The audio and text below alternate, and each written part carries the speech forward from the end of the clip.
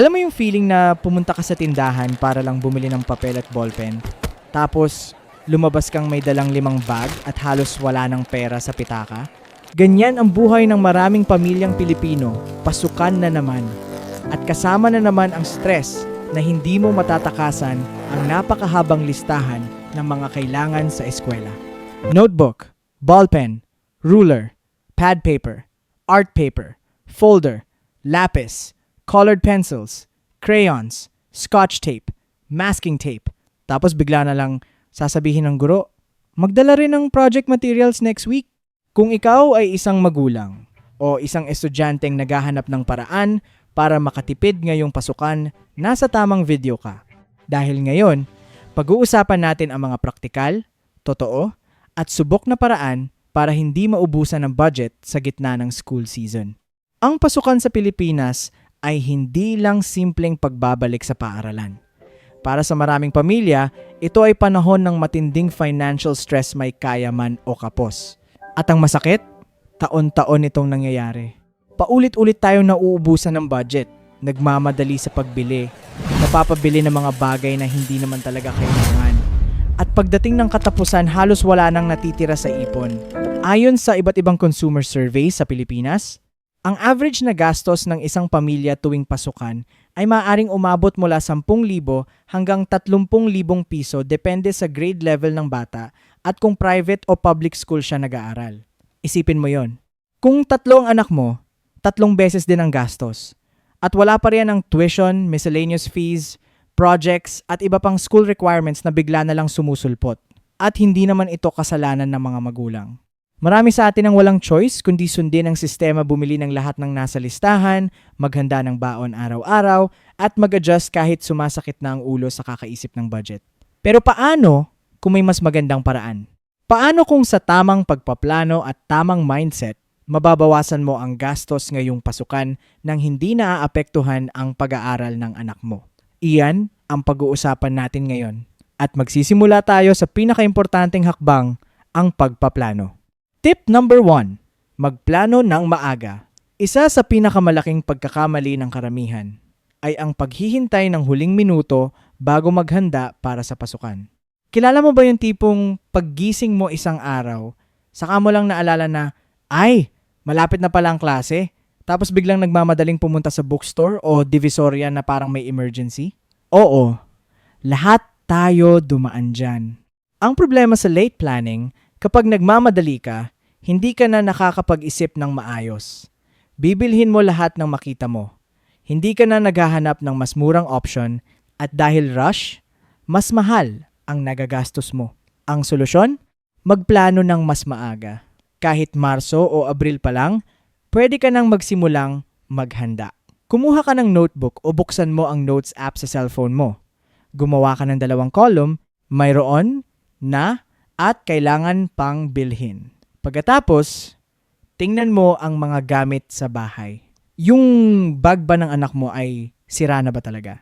Yung ruler, scissors, o lapis, may natitira pa ba? Yung notebook ba ay may mga bakanting pahina pa?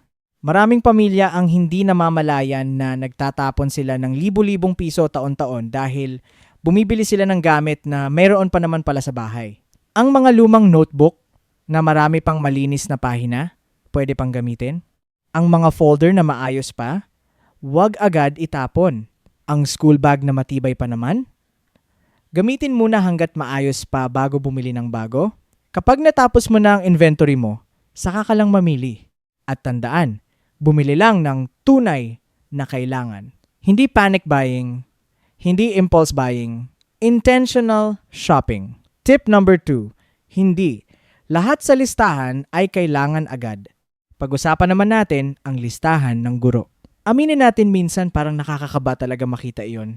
Parang bawat item ay katumbas ng bawas sa laman ng wallet mo. Pero heto ang isang bagay na hindi alam ng maraming magulang, hindi lahat ng nasa listahan ay kailangan agad sa unang araw ng klase. Kadalasan, ang ibinibigay ng guro ay kumpletong listahan para sa buong school year. Pero hindi ibig sabihin na sabay-sabay itong gagamitin. Halimbawa, ang art materials ay maaaring kailanganin pa pagdating ng 3 o 4 na linggo. Ang science project materials, Baka second quarter pa kailanganin. Kaya ang tip dito, huwag bilhin lahat ng sabay-sabay. Unahin ang essentials. Notebook, ballpen, lapis, bag, uniform, pagkatapos saka mo unti-unting bilhin ng iba habang kailangan na. Makakatulong din kung magtatanong ka sa ibang magulang na may mas nakatatandang anak sa parehong school. Madalas, alam nila kung alin sa mga items ang talagang nagagamit at alin ang bihirang hipuin ng estudyante. Isa pa, huwag masyadong matakot sa generic brands. Kapag sinabi sa listahan na Mongol pencil o Stabilo ballpen, hindi ibig sabihin na iyon lang ang pwede.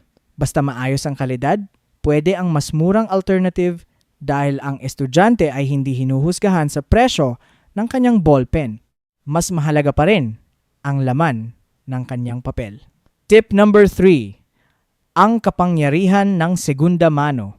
Alam mo, minsan masyado nating minamaliit ang halaga ng second-hand items, pero sa totoo lang, napakalaking tulong nito sa budget. Ang pagbili ng ukay-ukay o pre-loved school items ay hindi nakakahiya. Practical iyon. Matalino iyon. Halimbawa, school bag.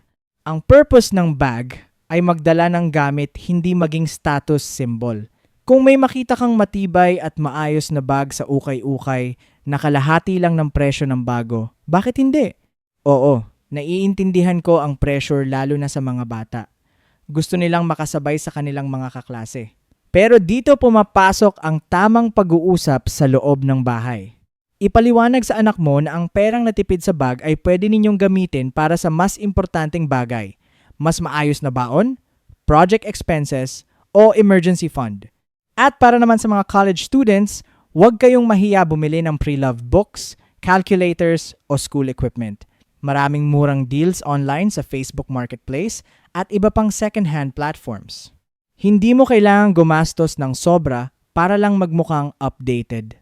Tip number 4. Ang budget sa baon. Okay, pag-usapan natin ang isa sa pinakamalaking gastos sa buong school year, ang baon. Dahil minsan, hindi natin namamalayan na dito pala pinakamaraming pera ang nauubos. Simplehan natin ang math. Kung 50 piso ang baon ng anak mo araw-araw, sa loob ng halos 200 school days, iyon ay 10,000 piso. Baon pa lang yon. At kung 3 ang anak mo, 30,000 agad. Kaya importante ang sistema. Hindi ko sinasabing huwag bigyan ng allowance ang anak mo. Pero malaking tulong kung minsan ay may packed lunch o snacks mula sa bahay. Mas tipid na, mas healthy pa. At para sa mga estudyanteng umaasa sa sariling allowance, makinig kayo rito. Minsan kasi, isang labas lang kasama ang tropa. Ubos agad ang budget. Milk tea ngayon, samgyup bukas, fast food kinabukasan. Bago mo mapansin, pecha de peligro na. Kaya matutong magdala ng tubig at simpleng snacks mula sa bahay. Ang disiplina sa paggastos sa pagkain ay isa sa pinakamabisang paraan ng pagtitipid. Tip number 5, group buying at bayanihan. Isa sa pinakamagandang paraan para makatipid ay ang group buying. Makipag-coordinate ka sa ibang magulang o kaibigan. Kapag sabay-sabay kayong bumibili ng school supplies sa wholesale, mas mura ang presyo kada item. Halimbawa, ang isang set ng colored pencils ay 60 piso sa regular store. Pero kapag maramihan ang bili, pwede itong bumaba ng 10 piso kada set. Malit pakinggan, pero kapag pinagsama-sama mo ang natipid sa lahat ng gamit, malaki rin iyon. At higit sa pera, masarap din sa pakiramdam ang nagtutulungan. Iyan ang tunay na diwa ng bayanihan. Ngayon, pag-usapan natin ang mga karaniwang pagkakamali tuwing pasukan. Una ang lahat brand new mentality. Hindi lahat kailangang bago. Kung maayos pa ang gamit, gamitin muna. Pangalawa ang emotional buying. Yung tipong bibili ng mamahaling bag dahil cute o trending. Naiintindihan ko yon. Pero minsan, mas importante ang practicality kaysa forma. Pangatlo, walang budget limit. Hindi sapat na may shopping list ka lang. Dapat may spending limit ka rin sa bawat item. At pang-apat ang pagkukumpara sa ibang pamilya. Kapag nakita mong may bagong gadget ang kaklase ng anak mo, huwag agad ma-pressure. Hindi mo alam ang totoong sitwasyon nila. Ang importante ay kaya mong buhayin ng maayos ang pamilya mo nang hindi nalulubog sa utang. Okay, Mga kaibigan, sana ay may natutunan kayo sa video na ito. Kung nakatulong ito sa inyo kahit kaunti, pindutin ninyo ang like button. At kung may kakilala kayong stressed ngayong pasukan, i-share ninyo ito sa kanila. Sa comment section, gusto kong malaman ano ang pinaka-epektibong tipid tip ninyo tuwing pasukan. Baka makatulong din iyon sa ibang manonood. At kung hindi ka pa nakasubscribe, pindutin mo na ang subscribe button at i-on ang notifications para hindi mo ma-miss ang mga susunod naming videos. Maraming salamat sa panonood, ingat kayo lagi, at tandaan, hindi kailangang gumastos ng sobra para maging handa sa pasukan.